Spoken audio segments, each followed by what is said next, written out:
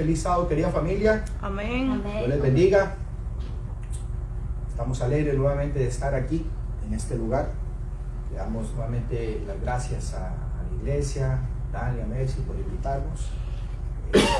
También queremos extender una felicitación muy cordial de parte de todos nosotros por los temas y por el material tan bonito y tan importante que se ha estado predicando aquí y que han estado compartiendo. La verdad que es un privilegio que Dios no da a muchos.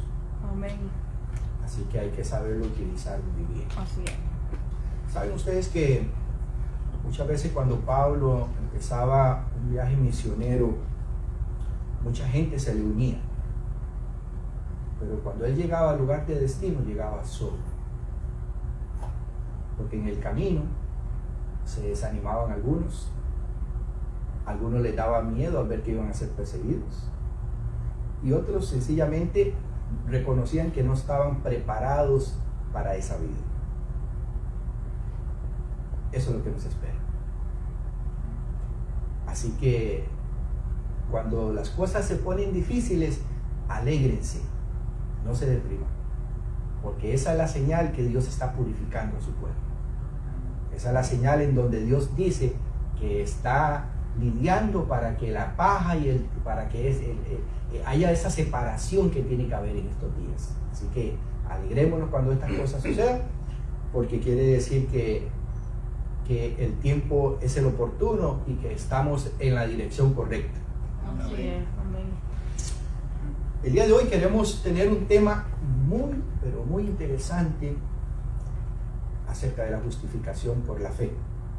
Se ha hablado mucho de este tema, he escuchado muchas predicaciones, pero pocas veces, casi ninguna, se dice qué fue lo que ocurrió realmente en el año 1888. ¿Qué fue lo que habló o lo que hablaron estos dos jóvenes pastores, Jones y Waggoner, que trajo conflicto a la iglesia, que los llevó a ser borrados de la iglesia, a que le quitaran sus credenciales ministeriales? ¿Qué fue lo que predicaron?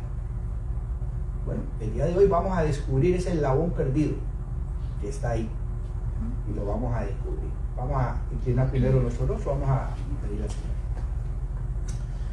Padre Santo que estás en los cielos, Señor, una vez más te agradecemos, Señor, todo lo bueno que tú eres. Amén. En nosotros, Señor, no hay nada bueno. Simplemente, Señor, hay un corazón deseoso de salvación y agradecido por lo maravilloso y bueno que tú eres, Padre. Te pido, Señor, que nos perdones. Te pido, Padre Santo, que nos salves. Que tengas misericordia, Señor, de nosotros y de nuestras familias. Que puedas llevar a cabo, mi Dios, el plan que tú has dispuesto para cada uno de nosotros, Señor. Que tu Santo Espíritu, Señor, nos haga guerreros valiosos en este tiempo. Que podamos, oh mi Dios, llamar a las cosas por su nombre. Que podamos tener la palabra adecuada. Que podamos tener, Señor, el hablar de Jesús. Te doy gracias en esta hora, Señor, por este lugar, por los hermanos. Y te pido, Señor, que una vez más dirijas tú todo lo que se va a decir. Amén. Que seas tú, Señor, quien instruya. Que seas tú, Señor, quien imparta, oh Padre Santo, la lección.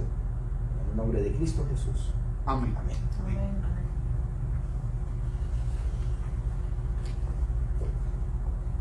Cuando hablamos acerca de justificación por la fe,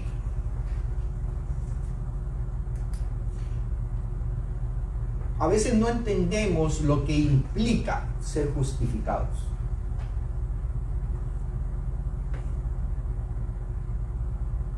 Lo primero que se nos viene a la mente es que somos justificados por los méritos, la gracia, por todo lo que Cristo Jesús hizo a través de su vida, a través del ministerio de Él, y que tenemos ahora ese mérito de Él a nuestro favor. Esa es la base del tema de la justificación por la fe. Somos justificados porque somos culpables. Necesitamos una justicia porque nosotros no tenemos una propia. Por eso es que es por fe. Por fe creemos en la justicia de Cristo, no en la nuestra. Y la justicia de Cristo ahora entonces nos cubre a nosotros para limpiarnos, para perdonarnos. Pero ¿qué acerca de lo que implica ser justificado?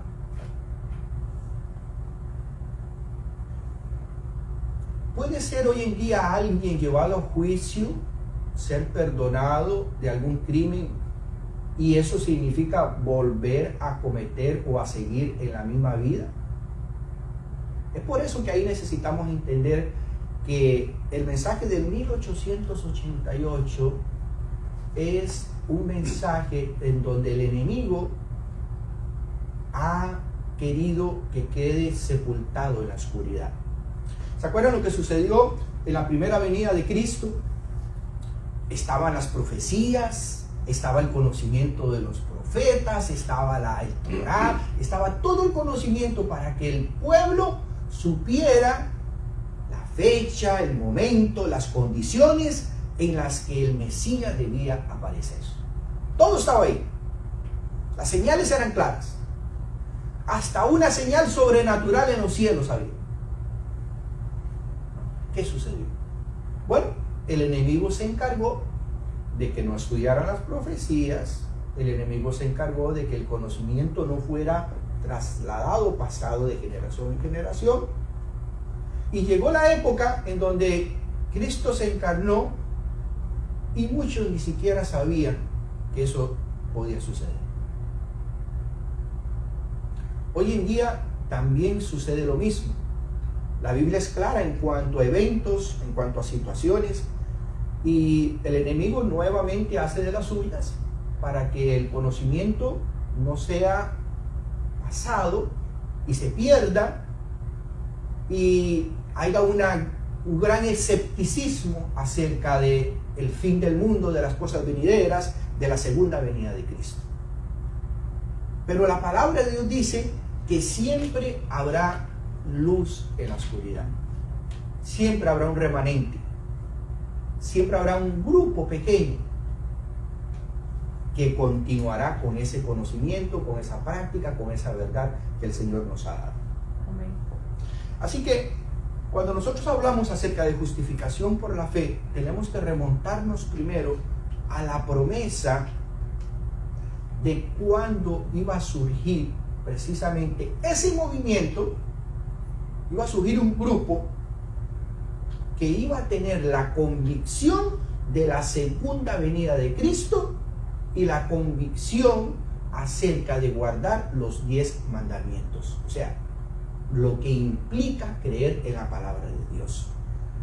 Y nosotros encontraremos que en el libro de Daniel, que leímos en la lectura bíblica en esta mañana, en el libro de Daniel, el libro de Apocalipsis, cuando se nos habla acerca de ese librito simboliza o es el cumplimiento precisamente de la promesa del nacimiento de un movimiento que iba a cumplir precisamente lo que en Apocalipsis se llama: ahí están los que guardan los mandamientos de Dios y tienen la fe de Jesús. Amén.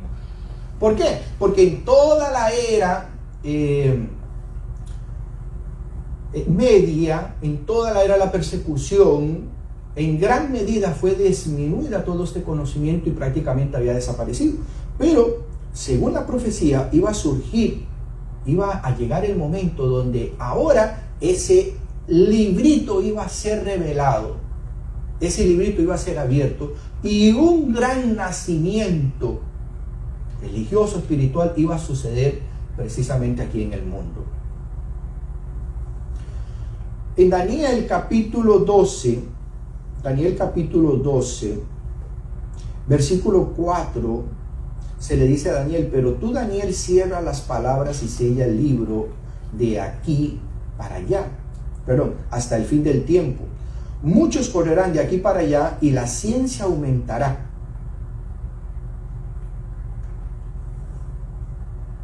El conocimiento que a Daniel se reveló en la época de él no era precisamente para él, y él tenía que esperar simplemente que llegara el tiempo correcto para que este libro con este conocimiento fuera dado al pueblo que estaba viviendo precisamente en ese momento. Y en Apocalipsis capítulo 10, que leímos en la lectura bíblica, resulta que ese libro que fue sellado en Daniel, ahora,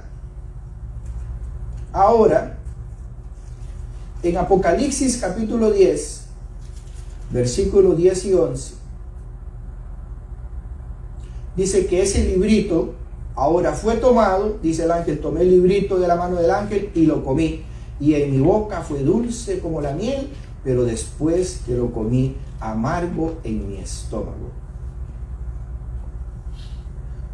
Nosotros sabemos que el cumplimiento precisamente de este simbolismo se refiere a la creencia después del año que empezó el tiempo del fin. ¿En qué año empezó el tiempo del fin? En el año 1798. Ahí se cumplió la profecía de los 1260 años de dominio papal. Y por lo tanto, de ahí en adelante, el tiempo y medio donde a él tiempo y medio que se le había dado para que este poder pudiera ejercer termina, inicia ahora el tiempo del fin. Y poco tiempo más adelante, unos años más adelante, cerca del año 1843 y 44, surge un movimiento en donde ahora tiene como estandarte la segunda venida de Cristo, para empezar. Empieza a adquirir conocimiento acerca de las doctrinas bíblicas, acerca de las costumbres precisamente que la palabra de Dios nos habla.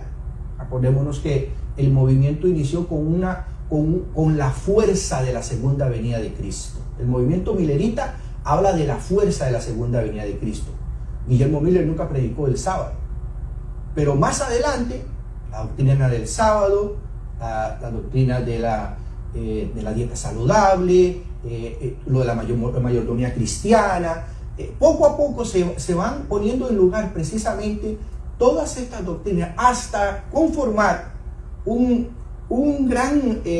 gran organización que en el año 1863 ya se establece.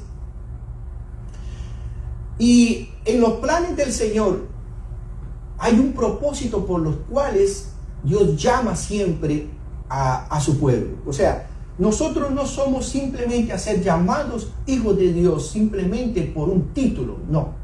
Nosotros somos llamados a ser hijos de Dios por una misión, para llevar a cabo una tarea específica.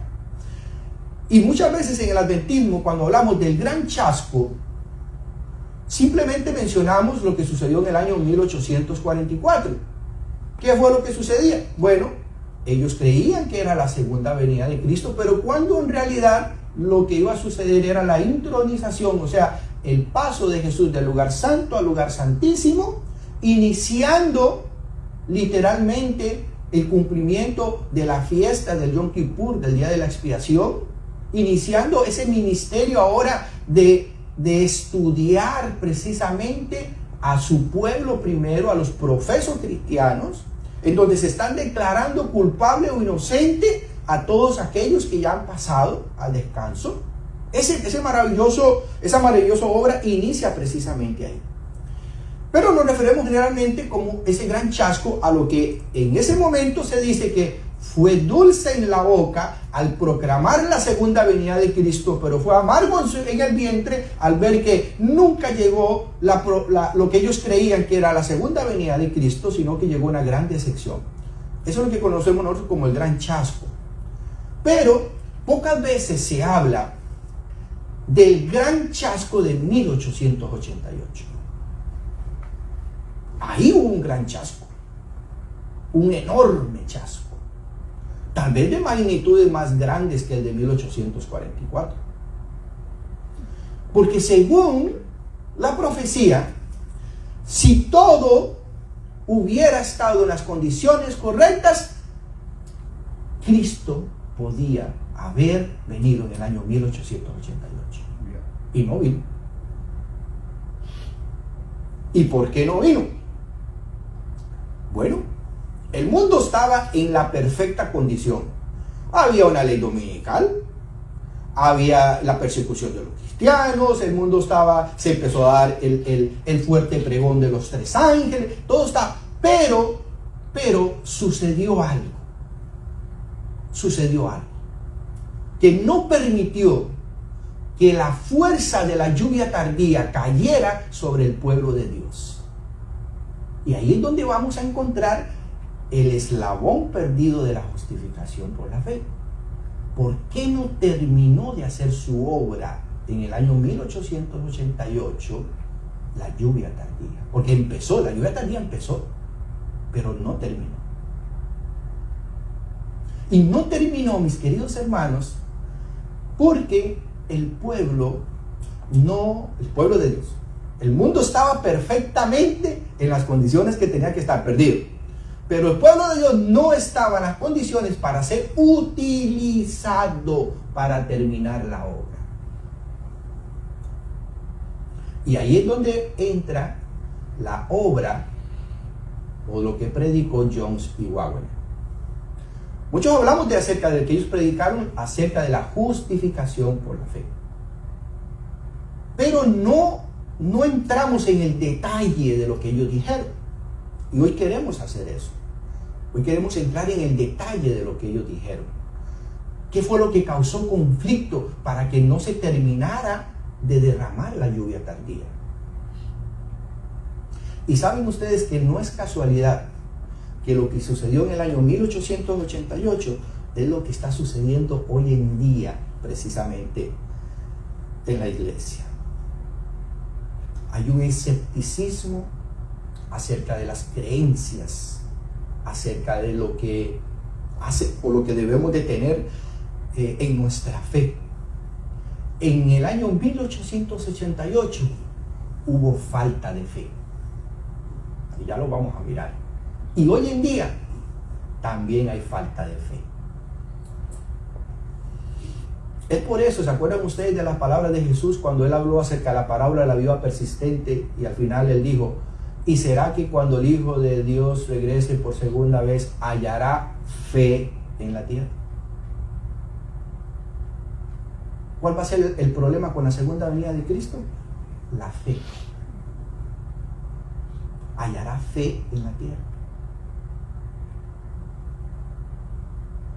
Porque lo que Dios nos pide, mis queridos hermanos, es imposible llevarlo a cabo sin fe. Si humanamente nosotros escuchamos lo que Dios nos dice a nosotros, nuestra carnalidad, nuestra mente humana no nos va a dejar llevar a cabo la obra. Por eso el apóstol Pablo dijo: las cosas del Espíritu se disciernen ¿con quién? ¿Con la carne? Espíritu. No, con el Espíritu. O sea, hay cosas que tú oyes de Dios que tienes que discernirlas con el Espíritu, porque la carne no te va a dejar. Y es ahí donde vamos a entrar. En el año 1888, la dirigencia, la organización, estaba acostumbrado a hablar acerca de los méritos de la maravillosa gracia de Cristo. Estaba acostumbrado a hablar acerca de lo maravilloso que es que ahora tenemos la oportunidad de tomar la perfección de Cristo para que Dios no vea nuestro pecado y nos perdone. Pero en el sermón de estos dos jóvenes muchachos, ellos incluyeron algo que no fue agradable a la dirigencia. Y que por ende terminaron no solamente apartándolos, sino inclusive también queriendo desaparecer por algún momento a la profeta de Dios. Porque nos vamos a dar cuenta Elena White apoyó lo que en ese momento la dirigencia rechazó. Y ella misma se fue por todo el país a apoyar lo que Jones y Waggoner estaban haciendo. Mira, hoy vamos a decir cosas muy interesantes, porque necesitamos aprender de esa historia, mis hermanos. El mundo tiene un refrán que dice que si nosotros no conocemos el pasado, estamos condenados a cometer el mismo error. Y es cierto. La Biblia dice, ¿qué es lo que ha de suceder? Lo que ya sucedió. Es exactamente lo mismo. Ok. Así que vamos a entrar primero vamos a leer hoy varias citas, porque queremos poner en contexto lo que iba sucediendo precisamente en ese año 1888. Vamos a leer esta primera cita. Es una de las citas más conocidas, pero yo quiero que le presten suma atención al final de la cita. Dice: en su gran misericordia, el Señor envió un preciosísimo mensaje a su pueblo por medio de los pastores Waggoner y Jones. Este mensaje tenía que presentar en forma más destacada ante el mundo al sublime Salvador, el sacrificio por los pecados del mundo entero. Presentaba la justificación por la fe en el garante. Invitaba a la gente a recibir la justicia de Cristo. Ahí está el término de la justificación por la fe. Pero nótense ahora la parte final donde dice que se manifiesta en la obediencia a todos los mandamientos de Dios. Lo que la dirigencia no aceptó, mis hermanos, fue que dos jóvenes pastores estuvieran diciendo que se podía llegar a la perfección de carácter. Lo que la dirigencia no aceptó fue que estos dos jóvenes inexpertos, aparentemente, ahora estaban diciendo que sí se podían guardar perfectamente los mandamientos de Dios sin pecar. Y que eso es la justicia de Cristo. ¿Se dan cuenta por qué Satanás lo ha tenido escondido? Porque es lo mismo que se está predicando hoy en día. Es lo mismo que hoy en día ha salido a la luz, que el Señor ha permitido, donde nosotros decimos, queremos llegar al cielo, tenemos que vencer aquí primero. Queremos tener éxito en la carrera para que el Señor pueda utilizarnos como pueblo. Bueno, necesitamos vestiduras blancas. Ustedes han visto las redes sociales cómo han hablado en contra acerca de la teoría de la última generación, que es imposible que venga una generación que sea perfecta y que guarde los mandamientos de Dios. Los mismos cristianos, no está hablando del mundo, la misma iglesia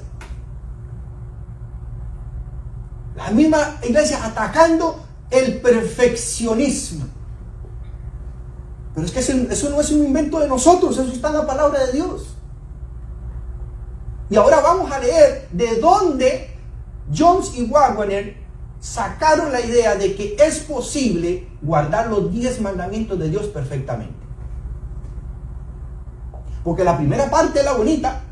La primera parte es donde te dice, claro, la fe en el garante. Eso fue lo que hizo Jesús. Pero la parte de nosotros, ¿qué?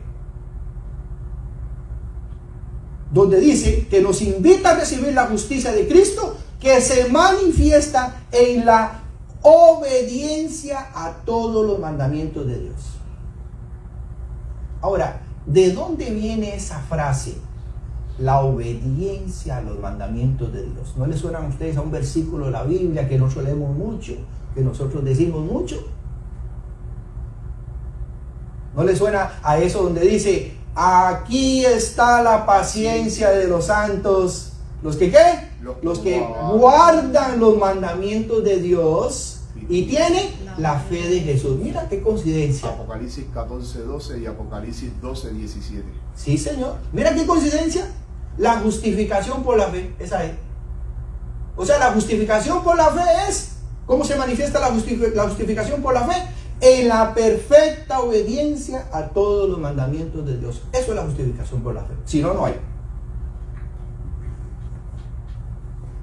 ¿Se dan cuenta por qué no les gustó en ese tiempo a la organización el mensaje? Porque era una bomba.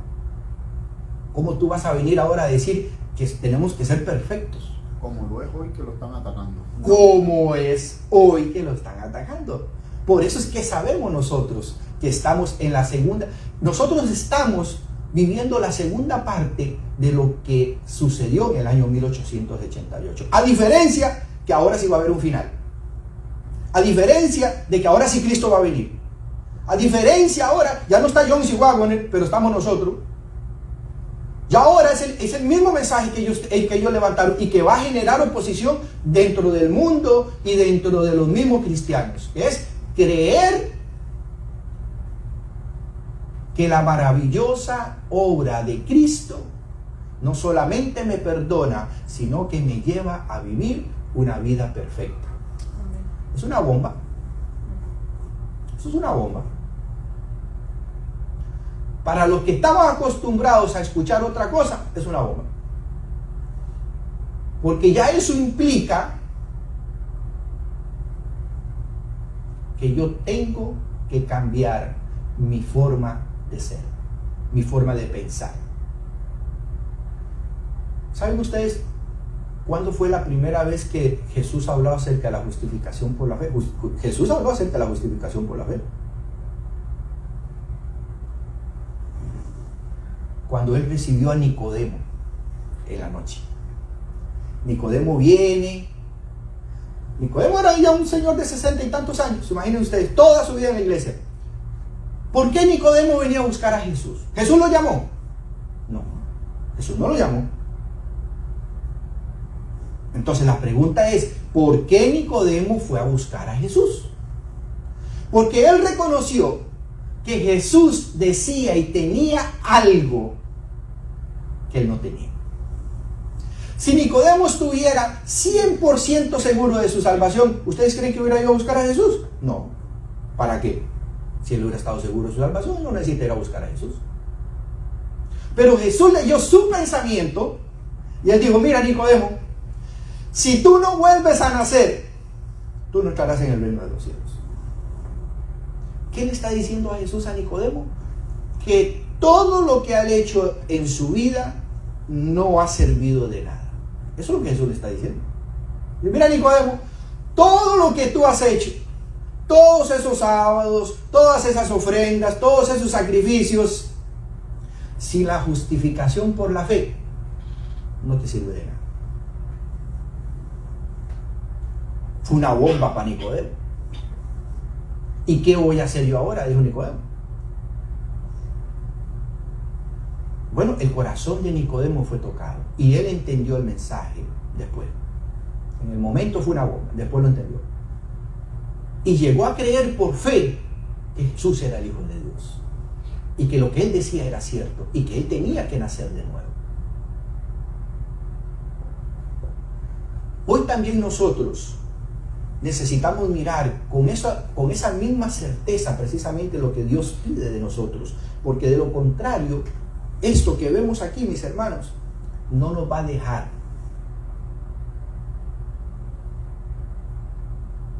El ser humano es una vasija. Por eso es que la Biblia utiliza el ejemplo de una vasija. La vasija puede estar llena de muchas cosas. Puede estar llena de algo bueno o de algo malo. Esta vasija puede ser utilizada por el Espíritu Santo o esta vasija puede ser utilizada también por los demonios de Satanás. Entonces soy yo quien tengo que tener cuidado de qué lleno mi vasija.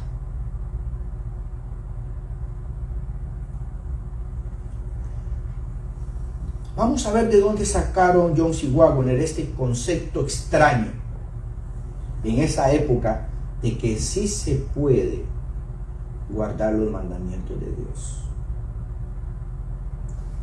Vamos a ir a 1 de Juan, capítulo 3.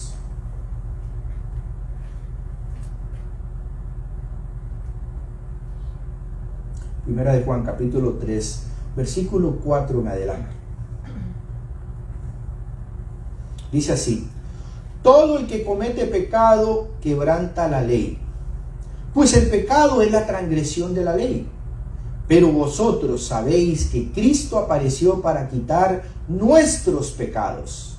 Ahí está, la fe en el garante. Y en Él no hay pecado, la ofrenda perfecta. Pero sigue diciendo: pero todo el que permanece en Él no sigue pecando. Esa es la justificación por la fe. El que sigue pecando no lo ha visto ni le ha conocido. Hijitos míos, que nadie os engañe. El que practica la ¿qué? La justicia. ¿De dónde viene justificación? De justicia. Ahí está. El que practica la justificación de Cristo es justo, como Cristo es justo. En cambio, el que practica el pecado es del diablo, porque el diablo dice peca desde el principio. Para esto se manifestó el Hijo de Dios, para deshacer las obras del diablo. Todo el que ha nacido de Dios, ¿qué le dijo Jesús a Nicodemo? Tienes que ¿qué? Que nacer. Y mira lo que dice Juan: todo el que vuelve a nacer, ¿qué? No practica el pecado. ¿Se dan cuenta cómo entendió Nicodemo lo que Dios le estaba diciendo? Jesús le dijo: Nicodemo, mira, tú sigues pecando. Tú tienes que cambiar, dice, tu manera de pensar. Tú tienes que nacer de nuevo, porque el que dice que todo aquel que es nacido de Dios no peca. No sigue pecando, porque la vida de Dios está en él. No puede seguir pecando, porque ha nacido de Dios. En esto se ve quiénes son hijos de Dios. Oh, espérate. ¿Cómo? Pero si yo he escuchado a mucha gente que dice que todos somos hijos de Dios. La Biblia dice que los que son hijos de Dios son los que no pecan. La Biblia dice que los que son hijos de Dios son los que luchan contra esa naturaleza para no pecar. Todos somos creación de Dios. Eso es diferente. Pero la Biblia reconoce que los hijos de Dios son ¿quiénes? Los que no pecan. Los que no pecan. Entonces, los que pecan, ¿de quién son hijos? Del diablo. Del diablo. Eso fue lo que Jesús les dijo a los fariseos. Vosotros decís que sois hijos de Abraham, pero en verdad intentáis matarme. Por lo tanto, dice, vosotros sois hijos de Satanás. ¿Se dan cuenta? La Biblia no miente, mis hermanos. La Biblia es clara. En esto se ve quiénes son hijos de Dios y quiénes son hijos de ¿quién? Del diablo. Mi hermano, le repito otra vez el versículo 10. En esto se ve quiénes son hijos de Dios y quiénes son hijos del diablo. ¿Quiénes son hijos del diablo? Los que dicen que vamos a seguir pecando. Esos son hijos del diablo, según lo que dice aquí la palabra de Dios. Así que cualquier disque profeta, cualquier disque apóstol, cualquier disque llamado del Señor en estos tiempos que digan que no se puede dejar de vencer el pecado, dice la palabra de Dios que es un hijo del diablo. Eso es lo que dice aquí.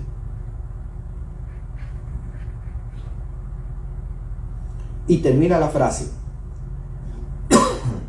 el que no practica la justicia, nótese otra vez, justicia. El que no practica la justicia ni ama a su hermano no es de Dios. La justicia, la obediencia.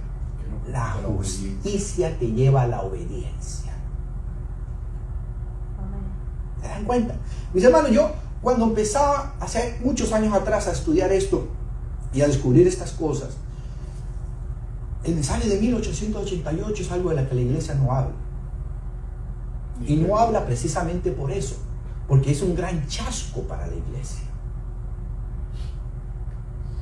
Es es un gran chasco que no hayan estado preparados para tomar precisamente la segunda venida de Cristo. Ahora, vamos a ir haciendo una historia a través de varias citas del Espíritu de Profecía, para que ustedes vean. Hoy en día, muchos han levantado para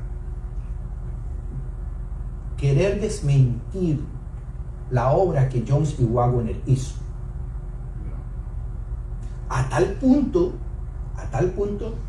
que difícilmente se encuentran publicaciones escritas hoy en día acerca de esta obra de 1888. Gracias a Dios. Ninguno de sus libros se encuentran. Ellos tienen nada. libros y ninguno de sus libros se encuentran. No se publican. Ninguno de ellos. Pero Dios siempre hace su voluntad. Y Dios siempre tiene un canal para que el pueblo de Dios siempre llegue a la verdad. Y Dios ha preservado una reserva ahí todavía para que el que quiera buscar, encuentre. Amén. Amén. El que quiera buscar, encuentre, porque eso es lo que la palabra de Dios dice. Amén. ¿Verdad? Entonces va a encontrar. Entonces, queremos desmentir esta idea de que, si bien es cierto, el final de Jones y Waggoner no fue bueno, no quiere decir eso tampoco que no fueron siervos de Dios Y que en su momento fueron utilizados. y que fueron utilizados grandemente. Amén. A tal punto, escuchen bien lo que le voy a decir, a tal punto que la misma Elena White dejó de seguir las instrucciones de la organización y fue a apoyar a estos dos jóvenes. Escuchen. ¿Sabían ustedes que esa fue la causa por la cual mandaron a Elena White a Australia? La rebeldía de querer apoyar a este grupo disidente de Jones y Waggoner fue lo que causó que a Elena White la quisieran mandar para Australia. ¿Qué les parece? Vamos a leer varias citas donde vamos a ir viendo el contexto de estas cosas. Miran materiales del año 1888, página 1814, dice: Dios ha levantado al hermano Jones y al hermano Waggoner para proclamar al mundo un mensaje que prepare un pueblo capaz de sostenerse en el día de Dios. Ahora, ¿de dónde tomó la hermana White esa frase, sostenerse en el día de Dios? ¿De dónde creen ustedes que tomó la Elena White esa frase? ¿En qué parte de la Biblia dice: ¿y quién estará de pie en el gran día del Señor? Apocalipsis capítulo 6. Correctamente. O sea, Elena White está diciendo lo que estos dos hombres están predicando es la clave para llegar a estar dentro de ¿quiénes? Dentro de los 144,000. Fíjense cómo está armado esto. Es la pregunta que termina con Apocalipsis capítulo 6. ¿Quién Correcto. podrá estar en pie? ¿Y quién podrá estar en pie? Bueno, ya dice, este mensaje es el que puede ser capaz de sostener en el día de Dios al pueblo. Tremendo. Interesante, ¿verdad? Pocas veces se estudia esto de esta manera, porque es lo que yo les digo, mis queridos, cuando el enemigo se dispone en toda época, y él conoce la verdad, porque Satanás conoce la verdad muy bien, él la disfraza de tal forma que sigue pareciendo una verdad. Y hoy en día no es menos decir que solo la gracia de Cristo nos salva. No es menos decir eso, por supuesto. Sin la gracia de Cristo no somos nada, pero sin la obra del Espíritu Santo tampoco. La gracia de Cristo a mí no me sirve si yo no me dejo transformar por el Espíritu Santo. Así de sencillo. Y eso no lo digo yo, lo dice la Biblia. Uno de los versículos más famosos, Juan 3:16, dice: porque de tal manera amó Dios ¿a quién? Bueno, al mundo. ¿Y quién está en el mundo? Todos. Ahí sí estamos todos. Ahí sí estamos todos. Dios amó al mundo, o sea, nos amó a todos. Pero dice, para que todo aquel que en él crea. Ahí sí hay un problema, pues que no todo el mundo cree en Jesús. ¿Ven? Entonces, ¿para quién es el sacrificio realmente de Cristo? Es para los que crean realmente. Dice, para que todo aquel crea, dice, ¿qué? ¿Qué dice? Tenga vida eterna. No se pierda, mas tenga vida eterna. ¿Tú ves? Ahí hay dos grupos. Por los que Cristo murió. Claro, Cristo murió por todos los pecados del mundo, ¿estamos de acuerdo? Claro que sí. Pero no todos utilizarán esa herramienta o ese beneficio para transformar su vida. Para que todo aquel en el que él crea, dice la palabra de Dios. Así que notamos cómo ella públicamente dice que la obra que rechazó la iglesia en ese momento de John C. Waggoner era un mensaje que Dios había levantado a esos hombres. Vamos a seguir. Como les comentaba, después del año 1888, a estos dos jóvenes pastores los desaparecieron. No los querían ver en las iglesias. Y empezaron una obra, como llamámoslo así, como el fuerte pregón. ¿Qué hacían ellos? Bueno, casa por casa, vamos a ir pueblo por pueblo, el que nos quiera oír, que nos escuche, pero nosotros vamos a hablar. Aunque no nos inviten, vamos a ir a los pueblos. Y esta obra duró más de 2 años. Y en esos 2 años, adivine quién se le pegó a la par a John C. Waggoner. La sierva del Señor. Mira qué interesante lo que dice. Dice ella, Manuscript Releases, tomo 11, página 257, dice, hemos viajado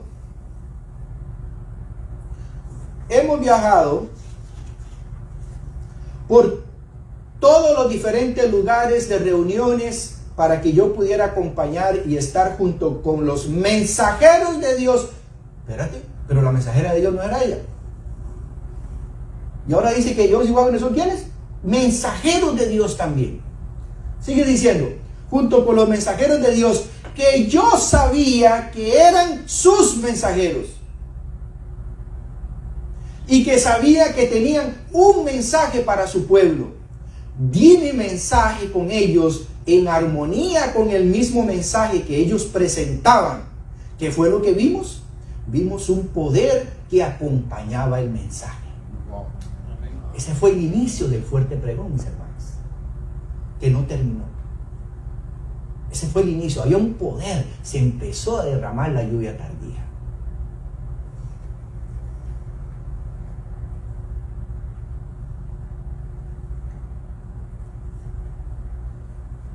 En los mismos materiales de 1888 ella sigue diciendo, he viajado de lugar en lugar, asistiendo a reuniones donde el mensaje de la justicia de Cristo era predicado.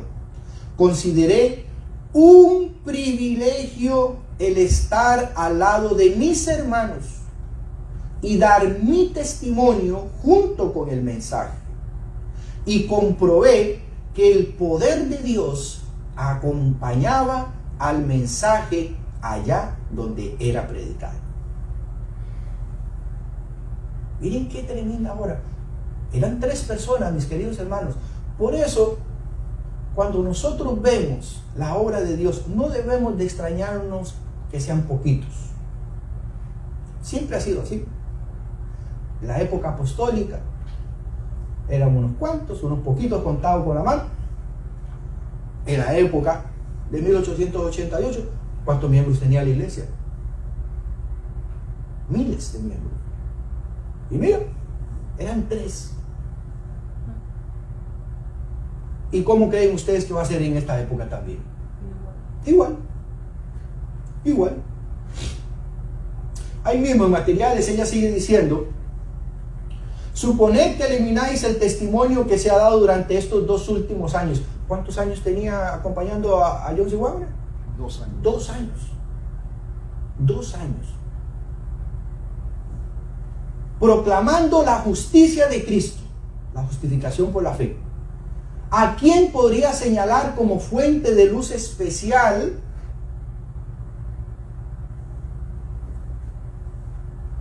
para este pueblo?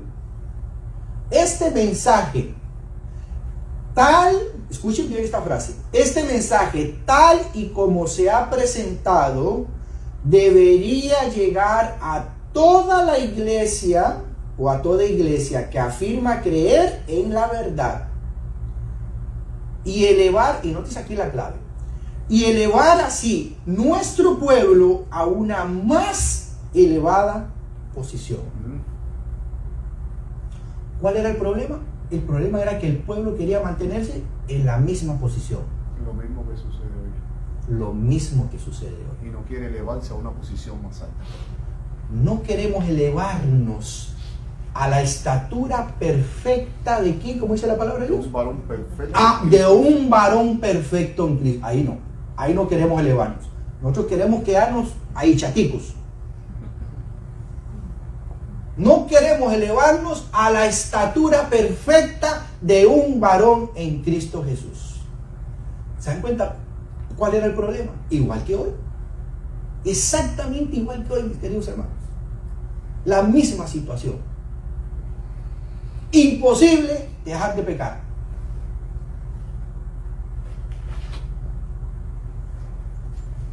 Y claro, si tú lo que tú ves es tu vida y tu cuerpo, llegamos a la misma conclusión. Yo estoy de acuerdo.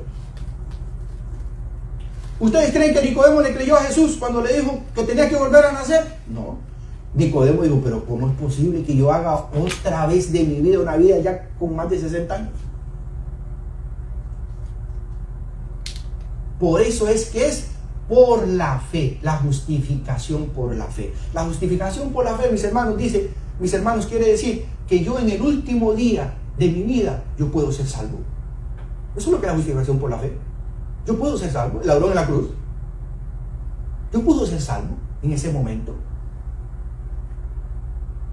Pero la justificación por la fe también me dice que desde que yo conozco, que desde que yo sé, como debemos de leer en Primera de Juan, capítulo 3, dice que el que conoce de Cristo, ¿qué? No practica el pecado. Entonces ya nosotros no entramos en el rubro o en esa categoría de ladrón en la cruz, ya no, porque ya nosotros sí conocemos.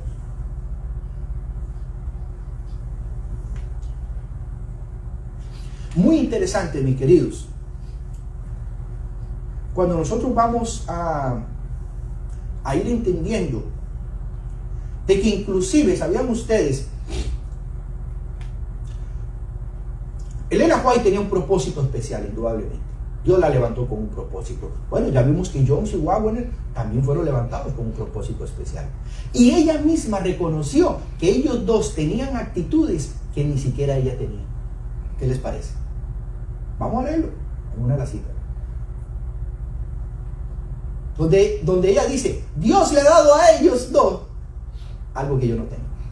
Y era la profeta de Dios. Para que ustedes vean, es que el ministerio de profecía, mis hermanos, abarca mucho más. Todos tenemos precisamente la oportunidad de ser ese ministerio de Elena White, ese ministerio de Jones y Waggoner, porque es cuando tú aceptas por fe estar en los caminos de Dios, que ya el Señor abre las puertas para los dones, para las bendiciones que Él necesita.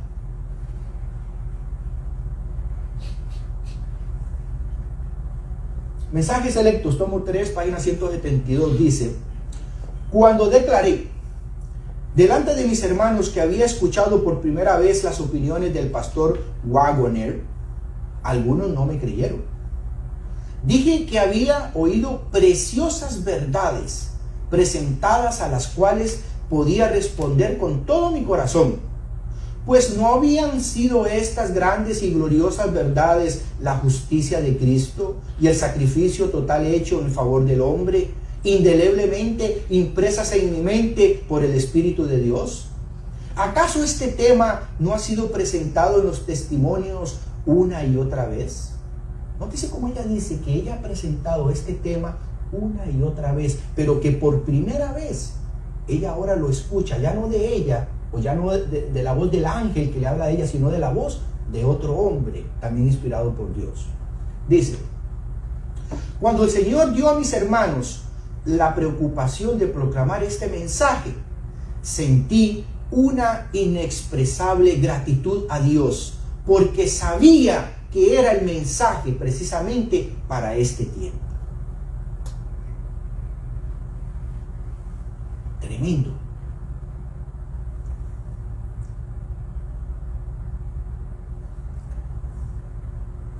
Mira cómo ella amplía un poco más y le dice: se me ha preguntado, ¿qué opina o qué piensa de esta luz que estos hombres están presentando? Hablando de John C. Waggoner. Dice: pues pienso que la ha estado presentando en los últimos 45 años. ¿Qué dice Elena White? Que ella ha estado más de 45 años hablando acerca de la justificación por la fe. Los encantos incomparables de Cristo es lo que he estado tratando de presentar ante vuestras mentes. Cuando el hermano Waggoner trajo esas ideas a Minneapolis, fue la primera vez que oía claramente esa enseñanza expresada por labios humanos. A excepción de conversaciones que había mantenido con mi esposo, me dije: lo veo tan claramente debido a que Dios me lo ha presentado en visión y ellos no lo pueden ver por no haberles sido presentado como a mí. Y cuando otro lo presentó, cada fibra de mi corazón decía amén. Amén. Tremendo. Elena White está confirmando que lo que John C. Waggoner estaban hablando era lo que el ángel a ella le había revelado por más de 45 años en sus escritos. Pero ahora ella lo escuchaba de labios humanos, de otros labios, ya no los de ella, ya no los de alguien. Ahora, ¿cuál era esta luz importante precisamente?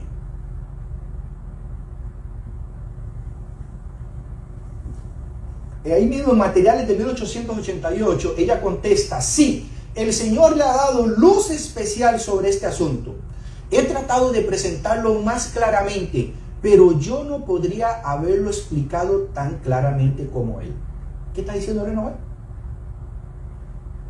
Que ella no sabía cómo explicar el tema como lo explicaban ellos. Ahora ya lo entendía mejor. Y mis hermanos, los que hemos leído un libro de Elena White, nos quedamos con la boca abierta como ella explica las cosas. Bien explícita. Y que ella diga que no podía explicarlo como ellos lo explicaron, quiere decir que lo que ella escuchó de la voz de John C. Waggoner fueron palabras celestiales. Dice: el Señor le ha dado luz especial sobre este asunto, que he tratado de presentarlo más claramente, pero yo no podía haberlo explicado tan claramente como él. Cuando él lo expuso en Minneapolis, me di cuenta de ello.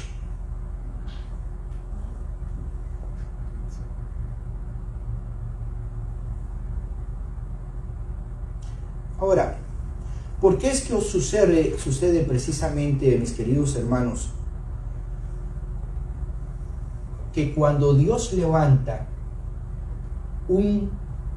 una verdad, un profeta, también Dios permite que suceda qué? Que se levante la oposición? ¿Por qué? Porque tiene que haber un zarandeo. He aquí que yo he puesto ante ti el bien y el mal, lo bueno y lo malo, para que tú elijas. Dios levanta la verdad, pero permite también que el enemigo haga su obra. ¿Para qué? Para que tú elijas. Sí, dice ella. Siguiente cita. ¿Por qué hermanos de similar preciosa fe no consideran que en todas las épocas, cuando el Señor ha enviado un mensaje especial para su pueblo, escucha lo que dice: todos los poderes de la confederación del mal se han opuesto a la obra para evitar que la verdad llegue a aquellos que deberían recibirla?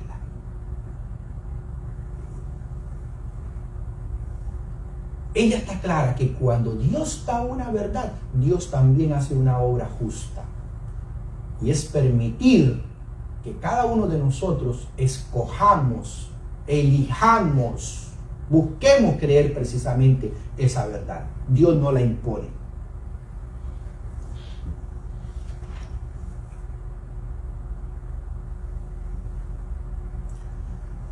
Después de 2 años y medio, en los cuales ella acompañó a estos 2 jóvenes pastores, sucedieron que a ella fue llamada precisamente en esta época, o se le requirió precisamente para abandonar el país. Fue un golpe para los hermanos Jones y Wagner, que posteriormente se desanimaron un poco. Efectivamente, como les decía, al final de sus vidas tuvieron un tropiezo. Mas sin embargo, ella dejó claro que bajo ningún motivo se podía desmeritar la obra que ellos 2 habían hecho. Mira lo que ella dice en Manuscript Releases. Dice: si los mensajeros, hablando de ellos 2, tras haber permanecido valientemente por la verdad durante un tiempo, cayeran bajo la tentación y deshonraran a aquel que les había encomendado su obra, ¿probaría eso que el mensaje no era verdad? Dice ella: no, pues la Biblia es precisa a la ley y al testimonio. Si no dijere conforme a esto, es porque no les ha amanecido. El pecado por parte de los mensajeros de Dios haría alegrar a Satanás, y triunfarían quienes rechazaron el mensaje y los mensajeros. Pero eso en ningún modo exculparía a los responsables del rechazo del mensaje de Dios. Tremendo. El ser humano es un instrumento. Eso es lo que está diciendo ahí. Puede permanecer firme, se puede perder. Lo que no falla es la inspiración. Es lo que la palabra de Dios ha dicho por medio de ellos.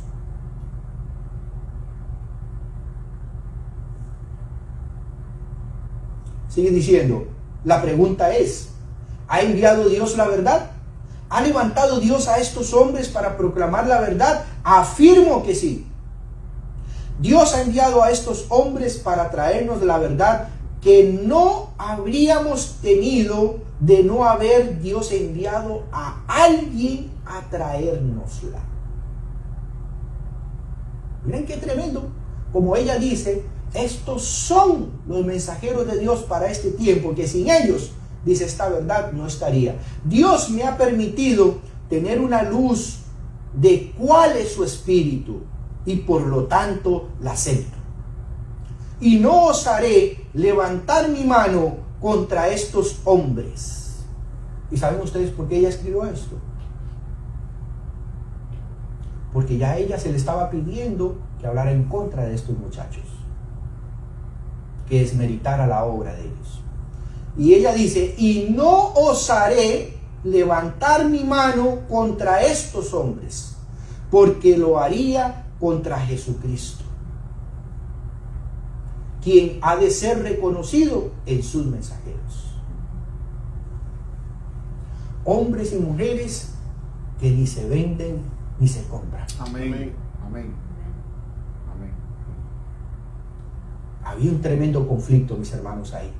Había una división grande, había un problema grande en la iglesia. Dos personajes ahora con un mensaje diferente, o por lo menos diferente al acostumbrado al ser escuchado. La mensajera de Dios apoyando este movimiento, y la iglesia o la organización le pide a ella que se retracte. ¿Y qué contesta Elena White?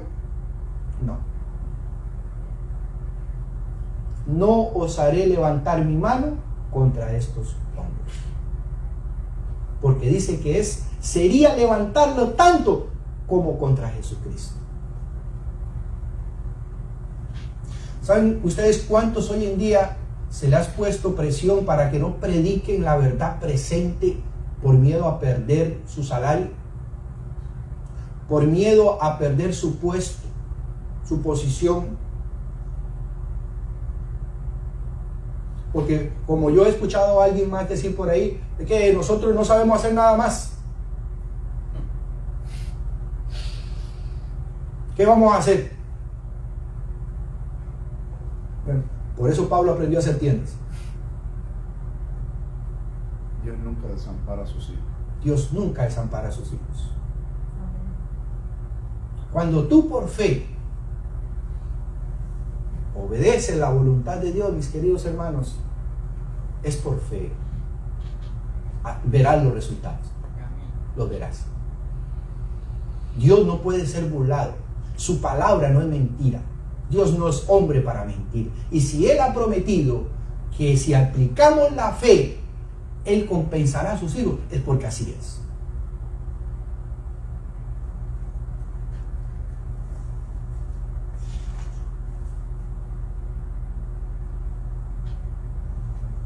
Como yo les decía, en esa época, después del año 1888, empezó un pequeño fuerte pregón del mensaje de los tres ángeles. Ahí empezó todo.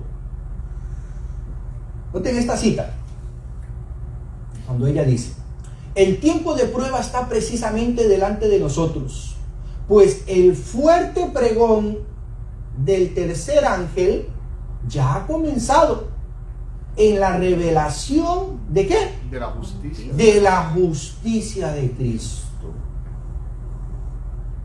El mensaje del tercer ángel es la revelación ¿de qué? De la justicia de Cristo, o sea, la justificación por la fe.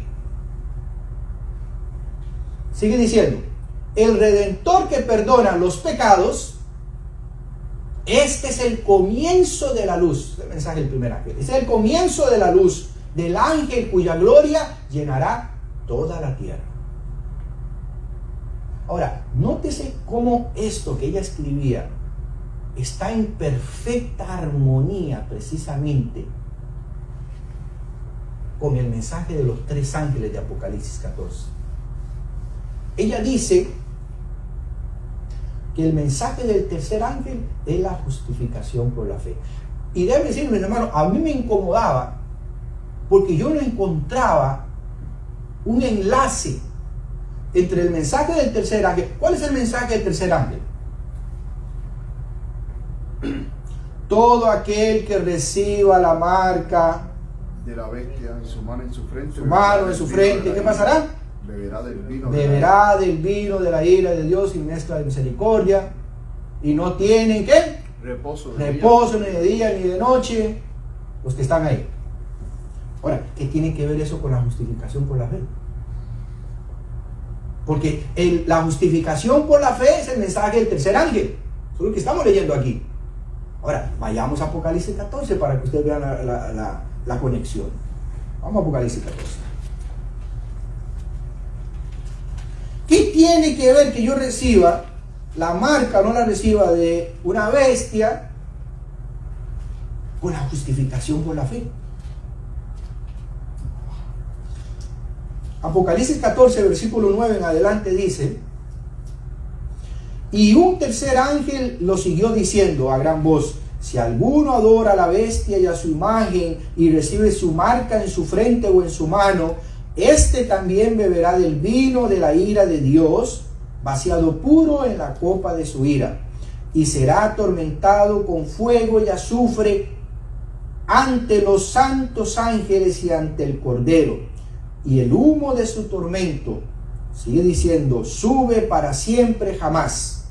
Y los que adoran a la bestia y a su imagen, y los que reciben la marca de su nombre, no tienen reposo ni de día ni de noche. Nosotros creemos que el mensaje del tercer ángel termina ahí, pero el mensaje del tercer ángel no termina ahí. Hay que seguir leyendo. Sigue diciendo, aquí. ¿Por qué aquí? ¿Dónde es aquí? En el mensaje del tercer ángel. Aquí, en el mensaje del tercer ángel. Aquí está la paciencia de los santos ¿Los que qué? Los que guardan los mandamientos de Dios, Y la fe. la justificación por la fe. Los que crean en la justificación por la fe no recibirán la marca de la bestia. Los que tengan la justificación por la fe no adorarán precisamente a este sistema, no serán víctimas de la ira de Dios. Ahí está la relación. Es por eso que el mensaje de la justificación por la fe te salva precisamente de esta condena. El mensaje del tercer ángel es el mensaje de la justificación por la fe. Porque para que tú tengas esa victoria sobre esto que va a suceder, necesitas la justificación por la fe en Jesucristo. Allí está la relación.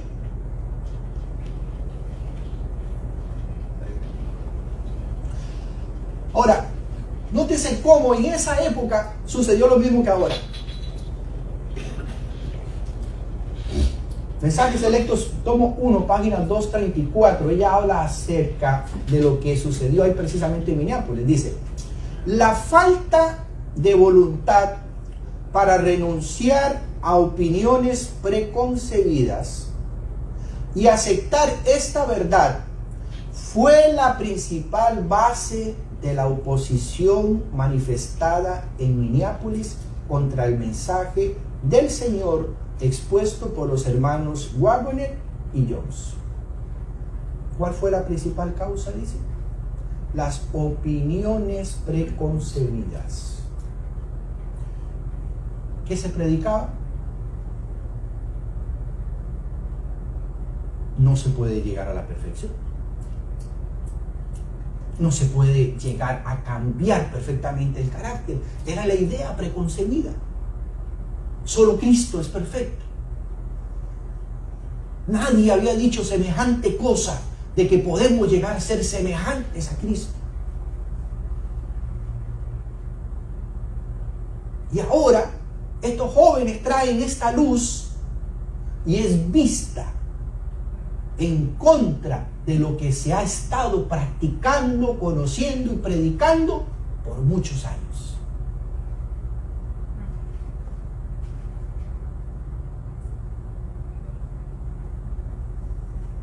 Hoy en día nosotros también tenemos que aprender acerca de la luz que se va revelando poco a poco. Y claro, vamos a dejarlo claro. La luz nueva no contradice lo que ya se ha establecido. ¿Ok? El mismo apóstol Pablo dijo: mira, si se les aparece un ángel con otro evangelio que no es este, eso no es de Dios, ni le crean. Pero la luz es progresiva. Nosotros iremos entendiendo muchas cosas conforme al tiempo en que estamos viviendo nosotros. Amén. La ley dominical, habrán cosas que cuando empiece la ley dominical la vamos a entender mejor en la Biblia. El fuerte pregón, la lluvia tardía, fuerte clamor. Hay cosas que la vamos a entender mucho mejor, pero que no anula y que no contradice lo que ya ha sido dado en forma general. Esa es la diferencia.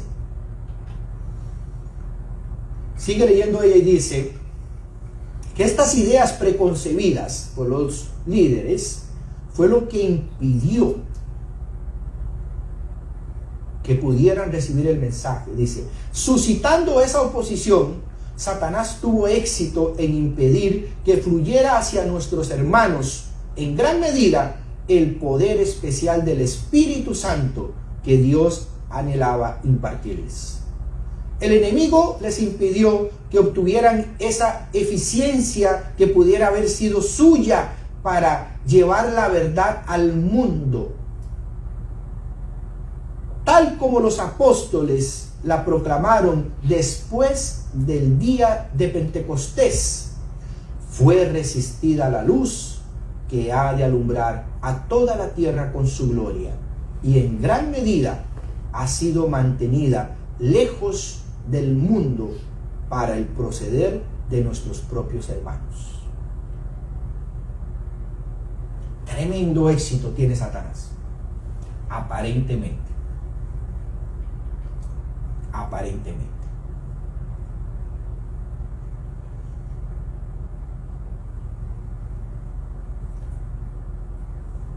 Yo creo que para nadie es fácil reconocer que está equivocado.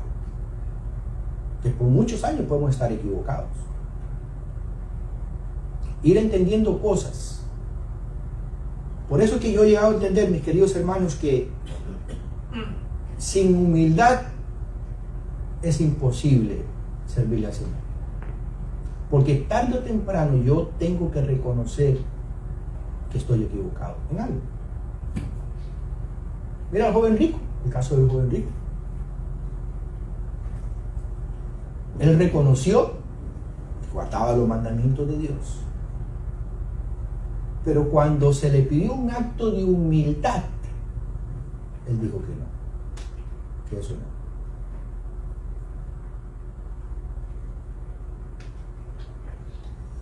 Mas mira qué interesante el cambio de Nicodemo. A Nicodemo se le pidió un acto de humildad, nuevamente, nacer de nuevo. ¿Tú sabes qué significa esa frase, nacer de nuevo, en hebreo? Jesús le está diciendo a Nicodemo, Nicodemo, tú no sabes ni de lo que estás hablando. Eso es lo que significa. Nacer de nuevo es decir, mira, tú estás equivocado en todo. Tienes que empezar de cero. Eso es lo que significa esa frase. Nacer de nuevo. Y cuando yo veo esos ejemplos, mis hermanos, una y otra vez, yo le oro a Dios cada vez que yo me paro en un púlpito o que tengo un tema de estudio, para que sea el Señor que nos dirija. Porque no pueden ser mis opiniones, no puede ser mi manera de pensar. Tiene que ser, mis queridos, la voluntad del Señor que nos va a ir llevando precisamente a esto. Hace años no se hablaba de esto en la iglesia. Grandes verdades han venido a relucir. Pero mira cómo el enemigo también ahora viene a hacerle la lucha al Espíritu Santo. Se levanta el Señor con un gran baluarte en donde tenemos que llegar precisamente a esa estatura, a esa meta. Ahora, ¿quién es el que nos lleva a nosotros a la estatura de Cristo? El Espíritu Santo. El Espíritu Santo. ¿Y qué es lo que hace Satanás? Una guerra contra el Espíritu Santo ahora. ¿No es coincidencia? Si el único que me puede llevar a la estatura de Cristo como un ser perfecto, a la imagen de Él, es el Espíritu Santo, ¿a quién tiene que atacar Satanás? Al Espíritu Santo. Para que no me lleve a esta estatura. Distorsionar su obra. Distorsionar totalmente la misión del Espíritu Santo. ¿Viste? Calza perfectamente, mis hermanos. Cuando tú lo sabes ver y cuando tú lo miras, dices, por supuesto. Eso se llama discernimiento espiritual. Yo le decía a alguien, mira, acostúmbrate que no eres tú. Cuando tú veas algo que te molesta, algo que no te gusta, algo que te incomoda, acostúmbrate que no eres tú. Acostúmbrate que es el enemigo haciendo algo para contrariarte a ti. Y cuando tú lo veas así, tú vas a ver el propósito de Dios y vas a entender, Señor, esto es una prueba.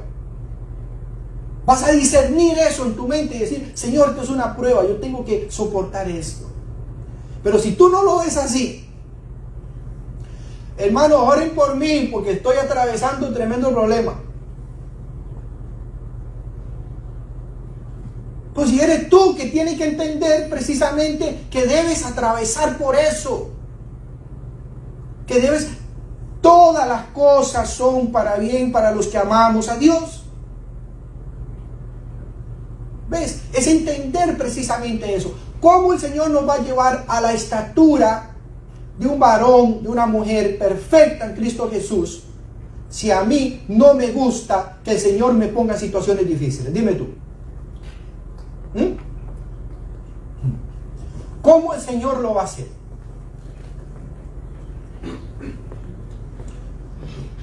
Yo les pregunto, En la vida de Jesús, Jesús tuvo que padecer hambre. Sí. ¿Padeció necesidad? Sí. ¿Padeció frío? Sí. Persecución. ¿Persecución? ¿Estuvo solo? ¿Abandonado? Ahora, ¿por qué Dios permitió eso?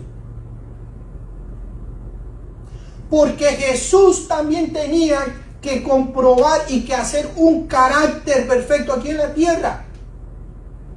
Las herramientas que el Padre le proveyó a su Hijo para ser perfecto no fueron el oro, la plata, los bienes, no fueron las comodidades, los paseos, ni las vanidades.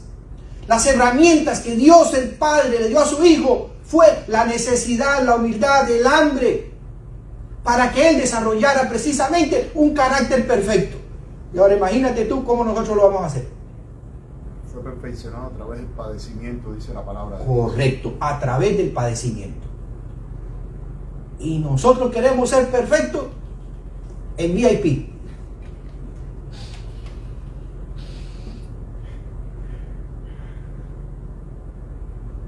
Tremendo, mis queridos hermanos. El enemigo ha bombardeado nuestra mente de todo tipo de cosas que quitan el verdadero concepto de lo que es llegar a una estatura perfecta en Cristo. Les pongo un ejemplo. Cuando los primeros colonos empezaron y emigrantes a llegar a este país,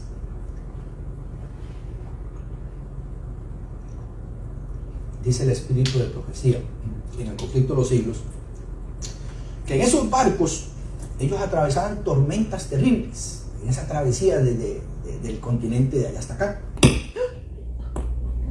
Eso va a pasar, sí. Eso va a pasar. Y cuando esas cosas sucedían, acuérdense que ahí en esos barcos viajaban no solamente los que buscaban libertad religiosa, sino también viajaban aquellos. Y en una de las narraciones, en el conflicto de los siglos, dice que en tremenda tormenta,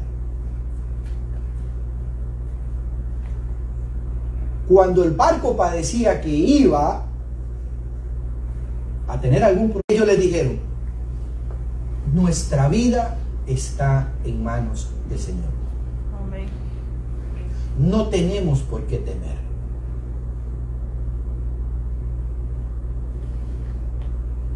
Hay un himno muy bonito que dice que Dios nos ha dado un corazón capaz de adorar aún en medio de tristeza. Y eso es lo que hoy en día este pueblo necesita, mis hermanos. Nosotros necesitamos. La paz no depende de lo que yo tengo, cómo yo vivo o donde estoy. La paz depende de mi relación con Cristo. Amén. Eso depende de la paz, mi tranquilidad. Cuando yo ponga eso como fundamento de mi vida, yo no voy a tener incomodidad con nada. Difícilmente algo me va a molestar. Difícilmente algo me va a sacar de quicio. ¿Saben por qué? Porque entendemos a discernir las cosas espirituales con el Espíritu.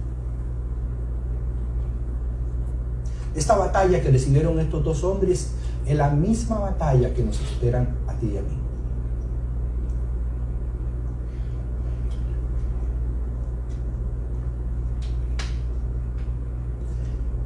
Ellos llevaron a cabo su obra en el momento. No terminaron bien. La pregunta es: ¿terminaremos bien nosotros?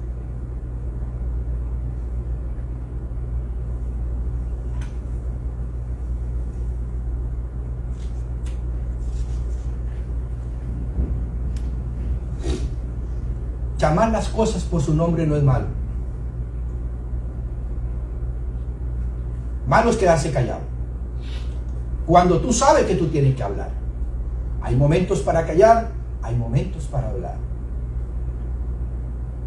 Pero más sin embargo, como la palabra de Dios nos dice, conocer lo bueno y no hacerlo es pecado contra nosotros, como hacer lo malo. Quiero que lean ustedes esta carta. En el año 1896, Elena White le escribió al presidente de la Asociación General. Después de la brillante idea de mandarla a Australia a ella. Y vea lo que ella escribió. Dice: no era del Señor el que nos fuéramos de los Estados Unidos.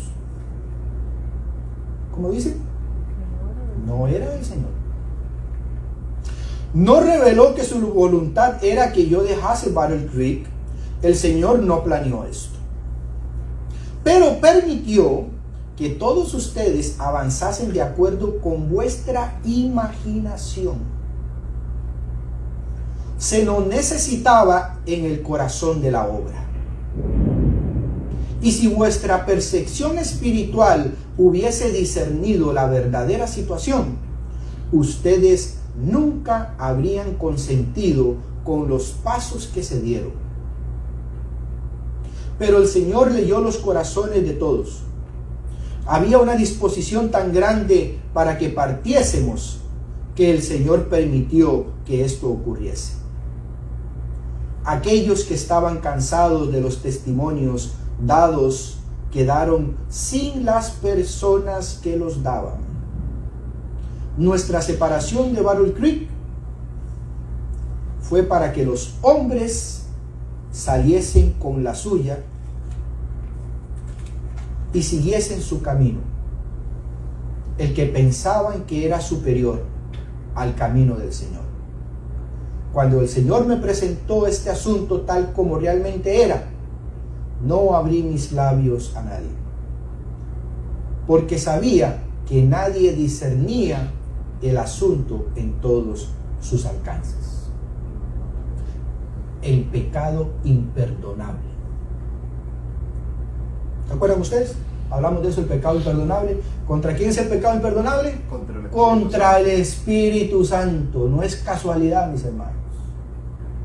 No es contra el Padre, no es contra el Hijo, es contra el Espíritu Santo. Con aquel que nos revela precisamente la verdad, que nos lleva a Cristo, que nos lleva a esa estatura que necesitamos, a la vida que necesitamos. Pero llega el momento en donde dice ella: ya de nada servía que yo hablara la boca, ya nadie me iba a hacer caso. Ya se había dado el testimonio, ya se habían dicho, la gente escuchó, no discernió, ya era momento de callar.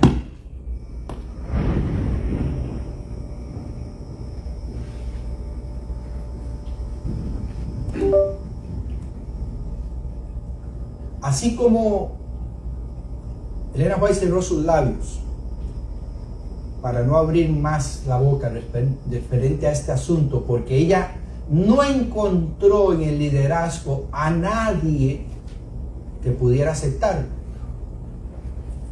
De la misma forma, hoy en día, mis queridos, el Espíritu Santo se está retirando poco a poco de la faz de la tierra. Y con aquellos que ha lidiado muchos años y no lo han aceptado, ha empezado a retirarse. Y los va dejando, como dice ella, a la imaginación de sus caminos, para que ellos terminen de hacer su obra.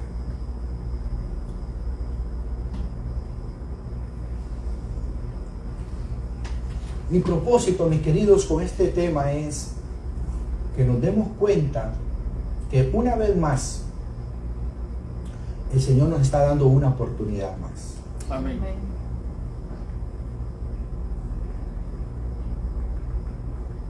Somos como Nínive,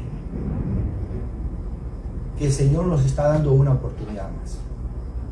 Nos está llamando a la verdad de este mensaje.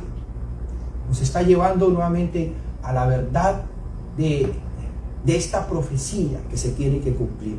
Tiene que haber un pueblo dispuesto para ser utilizado por Dios en la obra final. Amén. Amén. Y Dios lo va a hacer. Eso no va a fallar. Dios lo va a hacer. Lo que tenemos que asegurarnos es estar en ese barco.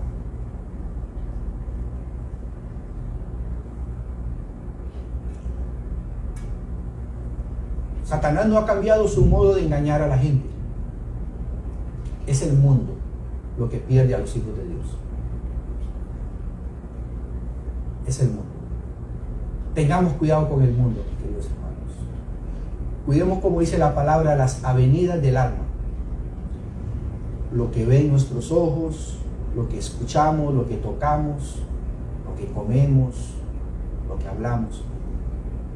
Esa es la manera en que Satanás nos engaña.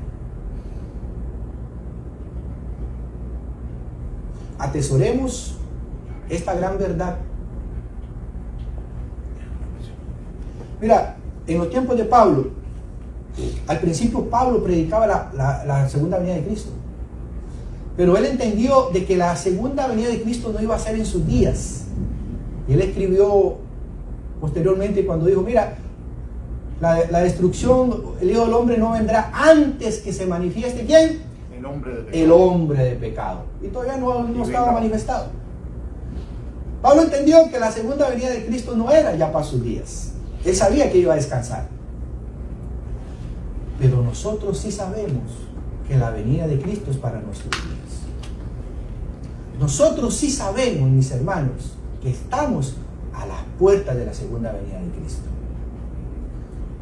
Y es por eso que tenemos que tener aún más ímpetu, más auge al ver estas cosas, al entender estas verdades, mis hermanos, para poder llevar a cabo esta obra que el Señor nos permite. Yo les pregunto, ¿la obra terminará con apoyo del mundo o sin apoyo del mundo? ¿Con apoyo humano o sin apoyo humano? No, la obra terminará, dice, sin apoyo humano. Y nosotros debemos entender que significa que no vamos a tener lugares donde reunirnos grandemente, que no vamos a tener acceso a beneficios que tiene el mundo. Bueno, la palabra dice, no podrás comprar ni vender. Y es que nosotros leemos eso y pareciera que estamos leyendo una historieta. No comprar y no vender, mis hermanos, eso es la vida. Es la vida, porque todos los días compramos y vendemos. Y si no entendemos desde ya que eso se va a acabar y que por fe, tenemos que actuar precisamente desde ya, al saber que el Señor nos va a ir llevando precisamente por el camino de la transformación, poniendo nosotros de nuestra parte, que es la parte de la justificación por la fe. Claro, esa es la parte que no les gustó en 1888 y que ahora tampoco les gusta a muchas personas. Y humanamente no es agradable decir que tú vas a tener que sufrir para que tú puedas transformar el carácter. A nadie le gusta eso. Pero el pecado ha traído sobre este mundo precisamente eso, esa condición. En el mundo tendréis aflicción, dijo Jesús. Aquí tendremos que pasar un mal rato. Bueno, pero si ya estamos advertidos entonces. Pero si ya sabemos que esto es algo temporal, si ya sabemos que esto es un momento, que esto se va a acabar, entonces no nos engañemos. No nos engañemos. Mis hermanos, la salvación no tiene que ver con propiedades, dinero, casa. La salvación no tiene nada que ver con eso. La salvación no tiene que ver con que si yo tengo o no tengo. La salvación tiene que ver con que si yo estoy dispuesto a aceptar el llamado de Jesús. Eso es todo. A lo que me mande a hacer, así no me gusta. Y déjame decirte, muchas veces Jesús te va a llamar a hacer lo que a ti no te gusta. Porque toda la Biblia está llena de esos ejemplos. El profeta Jeremías decía, Señor, ¿hasta cuándo tú me vas a dar estos mensajes? Dame un mensaje bueno para el pueblo. Muchas veces el Señor nos va a llamar a hacer cosas que no nos gustan. Porque esa es la única manera en donde nosotros perdemos la vanidad, el egoísmo, la suficiencia propia. Es muy fácil ayudar a los demás y dar una ayuda, una limosna, lo que tú quieras cuando estamos vivos. Pero quitarte de tu boca lo que tú vas a comer o lo que tú tienes para dárselo al otro, esa es la fe de Jesús. La historia de la viuda, ¿se acuerdan de la historia de la viuda que recibió a Elías? ¿Se acuerdan qué tenía para comer la viuda? Ella decía, me voy a comer esto y después me voy a morir. No tengo más. ¿Y qué le dijo Elías? Cocínamelo, dámelo, que el Señor te va a proveer. Hoy en día, mis queridos hermanos, es exactamente lo mismo. No te preocupes por si tienes o tú no tienes. Eso es de Dios. Preocúpate por estar haciendo, conociendo lo que el llamado del Señor te ha dado para este tiempo.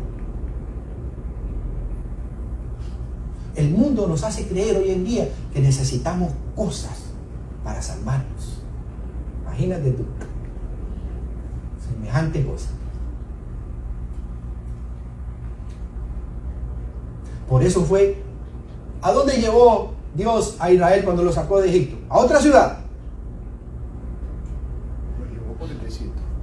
Los llevó donde no había pan, agua, techo, aire acondicionado, donde no había tiendas. ¿Qué les parece? ¿Qué les hace creer eso a ustedes? Dios lleva a su pueblo para que dependa y aprenda a depender totalmente de Él. Amén. Para eso Dios lo sacó ahí al desierto.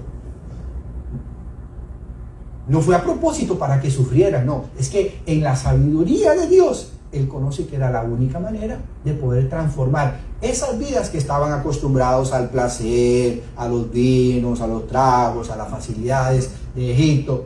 Ahora, aprender a vivir por fe. Una muy bonita lección. No es fácil. No es fácil. Que Dios nos ayude, mis queridos hermanos, en esta obra, en esta segunda parte.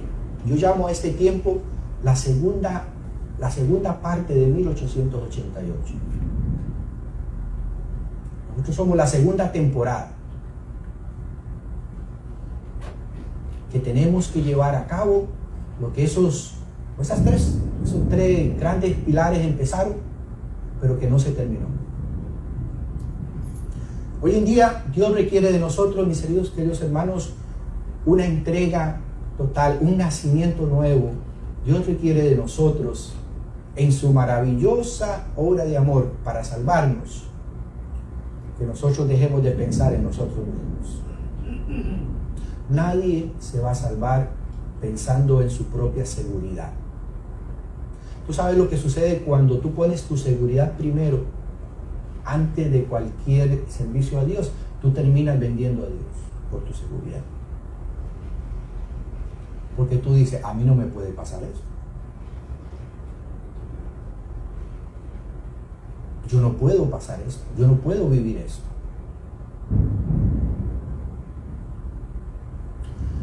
El apóstol Pablo sabía que él podía morir cualquier día. Su vida era una película de acción. Todos los días lo querían matar. ¿Se acuerdan ustedes del juramento de las 40 personas que dijeron, no vamos ni a comer ni a beber hasta que matemos a Pablo? ¿Se acuerdan de hacer? Imagínense la vida de Pablo. Todos los días vivía en una constante persecución. Y todavía, mis queridos hermanos, hoy en día nosotros pensamos que eso no nos puede pasar a nosotros.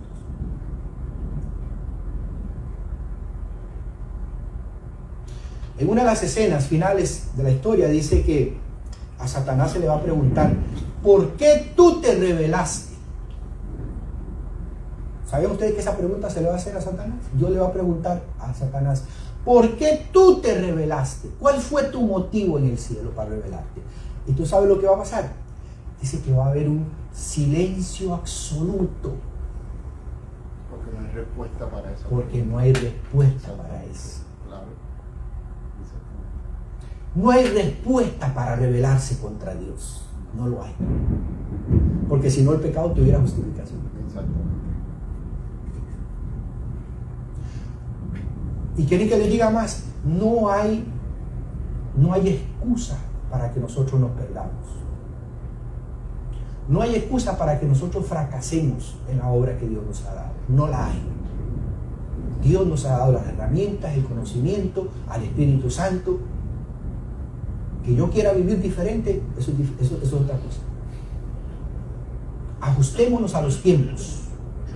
Ajustémonos a lo que Dios nos da. Nunca creamos que nos está yendo mal. Saquémonos eso de la cabeza. Porque eso es lo que Satanás quiere poner en nuestra cabeza. Nos tenemos que mover de aquí para otro lado. Gloria a Dios.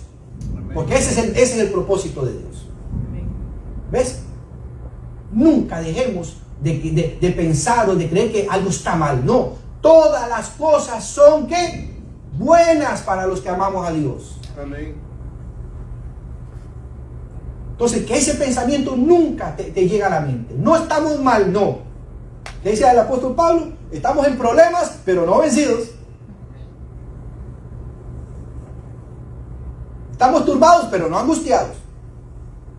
Mira cómo era la vida. No faltaba. Pero todavía Dios está al control. Que Dios nos ayude, mi hermano, en esta mañana, en esta obra que tenemos que hacer, en esta preparación, en esta vida que tenemos que emprender nosotros. El día de mañana dejémoselo a Dios. No es lo que tú tienes lo que te asegura el día de mañana. No es con lo que tú vives que te asegura el día de mañana, mis queridos. Es Dios. Que el Señor nos siga bendiciendo en este sábado y que podamos una vez más reafirmar nuestro llamado, nuestra vocación, poder decirle al Señor siempre, como dijo Isaías en ropa sucia, heme aquí, transfórmame, utilízame para la obra que tú tienes. Que Dios les bendiga, mis queridos hermanos, que tengamos un feliz año.